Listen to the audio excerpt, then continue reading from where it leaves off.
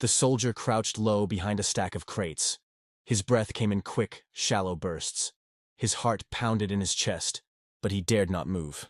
The cold of the metal beneath him seeped through his uniform, biting into his skin. He could hear the soldiers marching above him, their boots thundering on the ground, closer and closer. His fingers gripped the rifle tightly, knuckles white. He knew he couldn't stay hidden much longer. The sound of boots grew louder. The soldiers were just a few feet away, and they were looking for him. One of them stopped. The silence stretched. His heart raced, a drumbeat in his ears. He could feel the tension thick in the air. He held his breath, willing the footsteps to move on. If they found him, if they knew where he was, it would be over. His training, his fight for survival, none of it would matter. He would be caught. It would be the end. The soldier could hear the voice of his commander in his mind, clear as day. "Stay alive. You have to make it out. The plan depends on you." He didn't know what the plan was. He didn't know who he was fighting for, or why. He just knew this. The fate of everyone rested on his next move. Another step. Another breath held. The soldier's pulse raced. And then the sound of a gunshot shattered the quiet. He jumped, his heart leaping into his throat. The soldier had been spotted. But who was it? Who had fired? And why?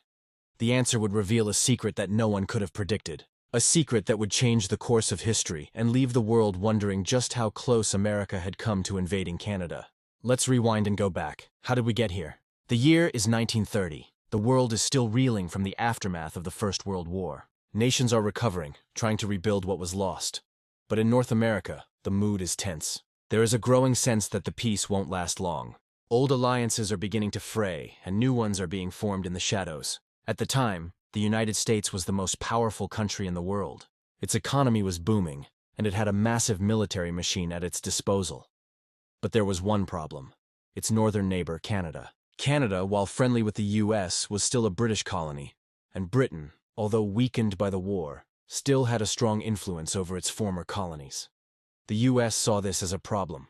The British control over Canada was like a barrier, one that stood between the United States and the vast resources of the Canadian wilderness. For the US, this was a matter of national security. The country was growing fast. The demand for resources, oil, timber, and minerals, was higher than ever. Canada had all of this and more. If the US could control Canada, it would have access to everything it needed to fuel its growing economy and military power. But there was more. The US was also worried about Japan. The rise of Japan as a military power in the Pacific was becoming impossible to ignore. The US knew that its interests in the Pacific, including access to China and its resources, could be threatened by Japan's growing influence. The US was already preparing for the possibility of a war with Japan, and having control over Canada would be crucial for staging any military operations in the Pacific. In the early 1930s, the United States was already making moves to secure its position on the world stage. There were secret meetings, closed-door talks, and whispered conversations between the top brass of the American government. What no one knew, what no one expected, was that the US was making plans to invade Canada. The invasion wasn't about territory, not just about land. It was about resources, about power, and about sending a message to the rest of the world. America was in charge. The plan was drawn up in secret, tucked away in the archives of the US military.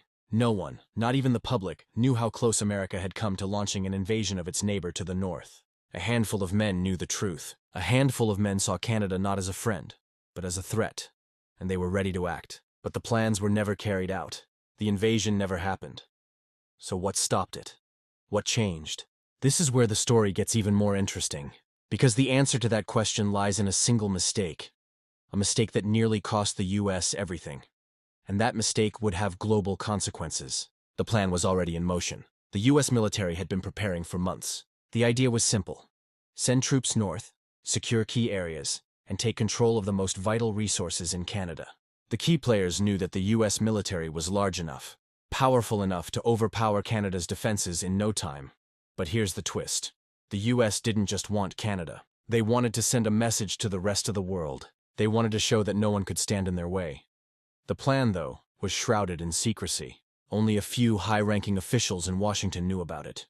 The details were kept under wraps, tucked away in dusty files. The initial strategy was to target key areas in Canada: Vancouver on the west coast, the oil fields of Alberta, and important ports along the Atlantic. The US also planned to make sure that they were the first to access the vast, timber resources, and the uncharted mineral deposits hidden deep in the Canadian wilderness. The U.S. government thought that if they controlled these resources, they would hold an enormous advantage in any future conflict, especially in the face of rising international tensions, like the threat posed by Japan in the Pacific. But the first twist in the plan came when the U.S. government miscalculated the Canadian response. They believed that Canada, with its weak military, would simply surrender, or at least not put up much of a fight. But they were wrong. Canada was not without its own allies. Most importantly, Canada had Britain in its corner, and Britain wasn't going to let its colonies fall to the Americans without a fight. And then there was Canada's leader, Prime Minister R.B. Bennett. Bennett, though not a military leader, was a stubborn and fiercely protective leader. He had no desire to fight America, but he was ready to defend Canada with everything he had. His government was prepared to mobilize its forces quickly if the U.S. made any move. What the Americans hadn't counted on was the loyalty that Canadians felt toward their country, and the fierce national pride that would rally them against any invader, no matter how powerful. The second twist came from within the United States itself. The American military wasn't prepared for a war on two fronts. Not only was there the looming threat of Japan in the Pacific, but now the U.S. was considering fighting a war on its northern border. It didn't take long for the military brass to realize that an invasion of Canada could spark a broader conflict that the U.S. wasn't ready for. The idea of invading Canada, which once seemed like a strategic necessity, now appeared reckless and dangerous.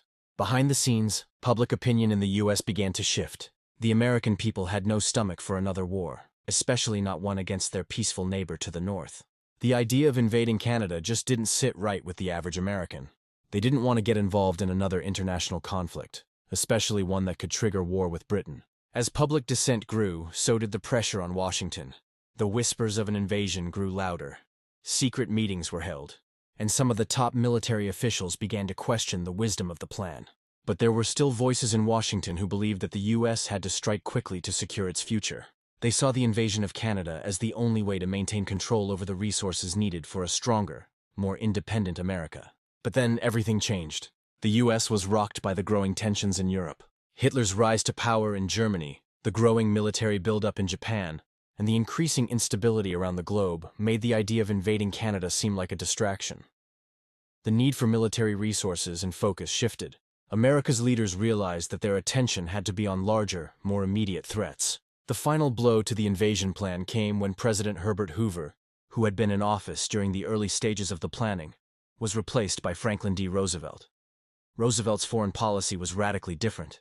He wasn't interested in pursuing a military conflict with Canada. His focus was on rebuilding the U.S. economy after the Great Depression and maintaining stability in North America. Roosevelt's new approach made the plan to invade Canada seem not only unnecessary, but foolish. Despite all the planning and preparations, the invasion was abandoned.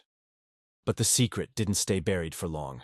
As time passed, the world learned about America's almost disastrous move. Documents were declassified, and historians began to uncover the shocking truth about how close the U.S. had come to invading Canada. But that's not where the story ends. The documents were released in the 1970s.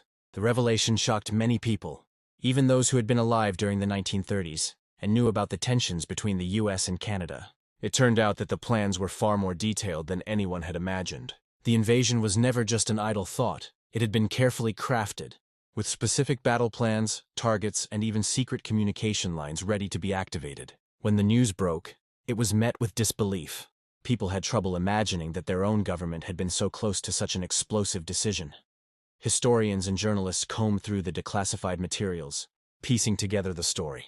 The documents revealed secret meetings between American military officials and their British counterparts. These were not friendly talks about trade and cooperation. They were tense, heated discussions about the future of North America and how far the U.S. was willing to go to secure its interests. As more information came to light, the truth became clear. The United States had been seriously contemplating a full-scale invasion of Canada, with military units already on standby.